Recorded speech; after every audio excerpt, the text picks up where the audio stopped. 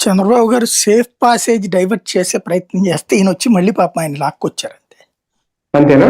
బేసిక్‌గా లడ్డూలు ఎప్పుడైతే కాలితే ఈ కొవ్వు లేదని తేలిందో దెన్ ఫస్ట్ డిఫెన్స్‌లో పడింది తెలుగుదేశం. అవును. దాన్ని కంట్రోల్ చేసాం. లేదు లేదు కెమికల్ నెయ్యి అయినా కలిశారు కదా అన్నటువంటిది చెప్పుకొచ్చారు. అయితే పబ్లిక్‌లో అది పర్సెప్షన్ మారేటప్పటికి స్వయంగా చంద్రబాబు గారే మాట్లాడే ప్రయత్నం చేశారు. ఏమని? నేను ఎన్డీడీబీ రిపోర్ట్ చూసి చెప్పానే తప్పించి నేను సొంత ఏమైనా చెప్తానా అని. అంతే కదా ఆయన ఉద్దేశం. అంతే. ఇప్పుడు అదే తప్పని కదా తేల్చింది. దెన్ ఇక్కడ ఇష్యూ ఇక దాని మీద ఎక్కువ సాగదీస్తే మైనస్సే. ఎందుకంటే కొవ్వు లేదని తెలిసింది, భక్తుల సెంటిమెంట్లు హర్ట్ అయింది, అది మెయిన్. అందులో పామాయిల్ కలిసిందే, డాల్డా కలిసిందే, అది ఖచ్చితంగా పట్టుకోవాలి. అయితే దాన్ని తీసుకొచ్చి జగన్ గెలుపుడు అప్పుడు ఏం పాయింట్ రైజ్ చేసింది?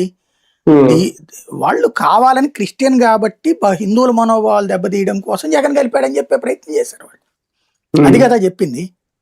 చెప్పింది ఆ రోజున అది కదా.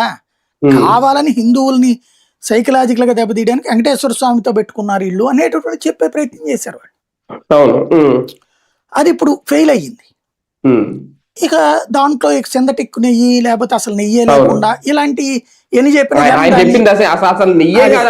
అదే అది ఆశించినంతగా ఆయన ప్రయత్నించారు.